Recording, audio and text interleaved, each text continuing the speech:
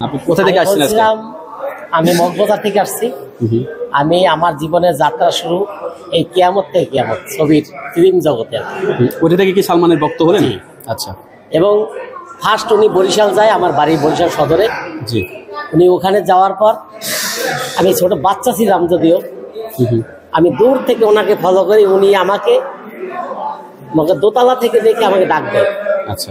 দিয়ে মগর উনি আমাকে কুলে নিয়ে 100 টাকা হাতে দেয়। মাশাআল্লাহ। এই টাকাটা আমি 10 বছর রেখেছিলাম, পরে হারাই গেছে। দুঃখের বিষয়, টাকাটা আমি ধরে রাখতে পারিনি। আচ্ছা, উনি বাস্তবে কেমন ছিলেন? মানে উনি বাস্তবে অনেস্ট একটা ম্যান ছিল।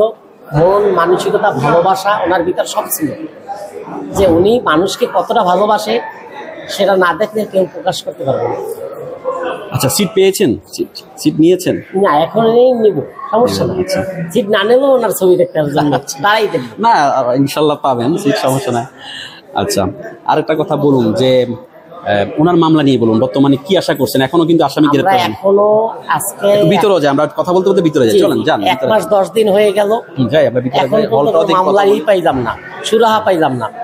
এটা তো আসলে আপনাদের জন্য অনেক, এটা দুঃখজনক। সবচেয়ে হলের ভিতরে আছি দেখুন। হ্যাঁ বলুন, আপনি বলতে থাকেন। সবচেয়ে দুঃখজনক এটা হলো আমাদের যে আমরা এখনো একটা আসামির গ্রেফতারও করতে পারলাম না, ভালোবাসাও পেলাম না। ঠিক আছে, দৃশ্য দেখে সবাই চোখে ফানি, সেই 29 বছর পরেও। কিভাবে দেখছেন এটাকে? আমি তো নিজেকেই নিজে ধরে রাখতে পারি, কিভাবে বলবো বলেন?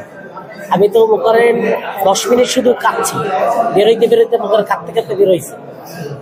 শেষ সময়ের দৃশ্যটা বাস্তবের সাথে মিলে গেল ওনার জীবন, বাস্তবতা।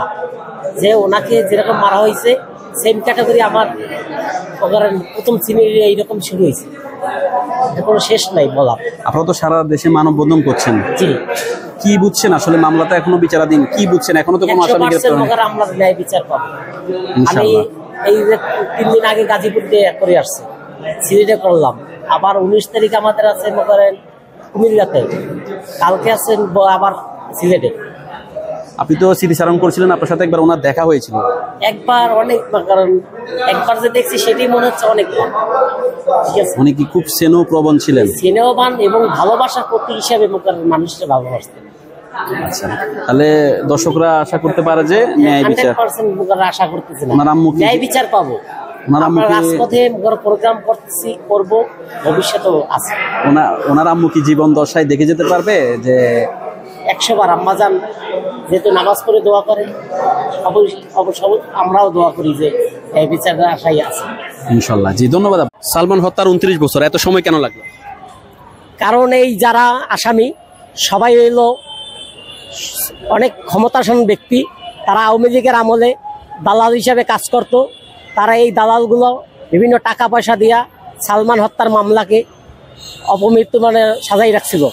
আমরা অনেক আন্দোলনের পরে আমরা এটার প্রতিফলন পেয়েছি এবং এটা মাত্র হত্যা মামলা দায়ের করেছি রমনা থানায়।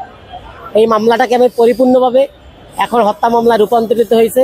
প্রতিটা আসামির চাই পরিপূর্ণভাবে হত্যা মামলার যে আসামি যেরকম মামলা হয় সেরকম মামলা দিয়েছি আমরা প্রতিটা মামলার যেমন রায় হয় তেমনি রায় আমরা চাই এবং বিচার চাই। আপনি কত সাল থেকে সালমানের ভক্ত? আমি 1992 সাল তার যাত্রা শুরু। আমি 98 সাল থেকে তার যাত্রা ভক্ত। দীর্ঘ 29 বছর সালমানের মা একা যুদ্ধ করে গেছেন, সাথে আপনারা ছিলেন। ওনার জন্য কি বলবেন? উনি একজন সফল এবং পরিশ্রমী ব্যক্তি। উনি একটা দলের প্রধান ছিল, এমপি প্রার্থী ছিল, উনি হয়েছিলেন।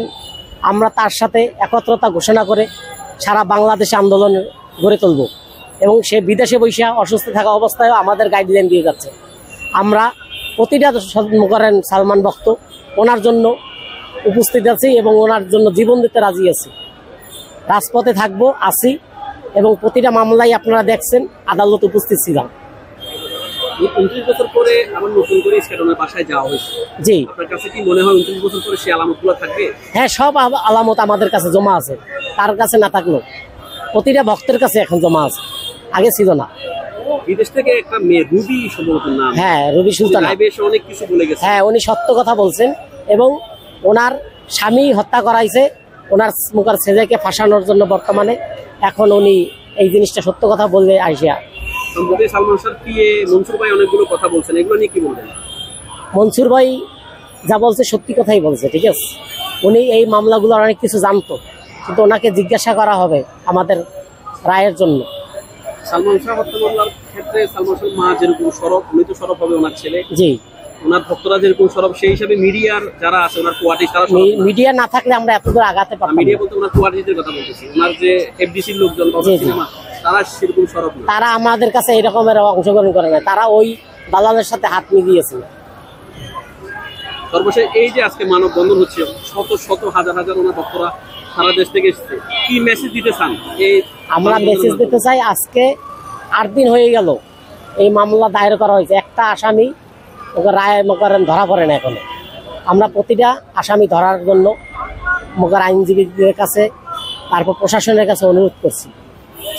এবং আরও একটা সমস্যা, ওনার স্বামী আদালতে গিয়েছিলেন ওকার রায় সময়ের জন্য, জামিনের জন্য আগাম। আমি চাই দ্বিতীয়বার যেন উনি আর আদালতে না যায়, যদি যায় ওনাকে কিন্তু মামলায় আমরা অন্তর্ভুক্ত করব। মাঝে মাঝে দেরি কাপ্পার অনেকগুলো কথা বলে সালমান শাহর মাকে নিয়ে, চরিত্র হরণ করা, এগুলো নিয়ে কি বলবেন? ও একটা আসলেই ভাইরাস, ওই দালালদের সাথে হাত মিলিয়েছে। সামিরা ডনকে নিয়ে কি বলবেন? সামিরা ডন অপরাধী না হলে ওরা আমাদের সামনে আসতো, যেহেতু অপরাধী ওরা পালিয়ে বেড়াচ্ছে কেন? ওরা সবসময় হুমকি দিয়ে যাচ্ছে আমাদেরকে, এখন হুমকি দেওয়ার কোথায়? এই হুমকি দ্বারা আমরা প্রস্তুত চাই, সামনে আমাদের সাথে ফাইট করুক। আপনার কি নাম? দেলোয়ার হোসেন, সালমান শাহ ভক্ত, বরিশাল। কত সাল থেকে সালমান শাহ ভক্ত? 1996 সালের ওনার যাত্রা মুখর আমরা দেখেছি, ওনার 98 সাল থেকে আমি ভক্ত হয়ে গেছি। কেন ভক্ত হওয়ার কারণ কি সেটা যদি বলতেন? ওনার প্রতিটা ছবি আমার কাছে যেমন মনে হয় যে বিশ্বস্ত ছবি, এবং আজকে উনি রিলিজ হয়েছে, এবং ওনার প্রতিটা কথা, ওনার ভয়েস মনে হয় যে আমার এক ভাই উদাহরণ দিতেছে। আপনি কি মনে করেন সালমান শাহর মা তার জীবন দশায় সালমান শাহ খুনিদের শাস্তি দেখে যেতে পারবে? 100 বার। আমরা যারা সন্তানরা বেঁচে আছি, মা অবশ্যই দেখে যাবে। আপনাকে অনেক অনেক ধন্যবাদ, ভালো থাকবেন। ধন্যবাদ আপনাকেও। সহকারে আমার সাক্ষাৎকারের বিষয়টা হলো, আচ্ছা একটু গান গাক, আবার কথা বলুন। জানে না গান বাবা বলে ছেলে নাম করিবে, সারা পৃথিবী তাকে মনে রাখবে, শুধু এ কথা কেউ জানে না আগামী দিনের ঠিকানা। বাবার নাম করে ছেলেটি নাম ঠিকই করেছে, কিন্তু দুঃখের বিষয় দেখে যেতে পারলো না। যারা এই চলচ্চিত্রকে ধ্বংস করতে চেয়েছে তারাই সালমান শাহ ভাইকে এই দুনিয়া থেকে সরিয়ে দিয়েছে। We want justice for Salman Shah. ইনশাআল্লাহ রাজপথে ছিলাম, আছি, থাকবো, ভবিষ্যতেও থাকবে। ভালো লাগলে লাইক কমেন্ট করে আপনার মতামত দিন। সাথে থাকার জন্য সাবস্ক্রাইব করুন এবং বেল বাটনটিতে ক্লিক করুন।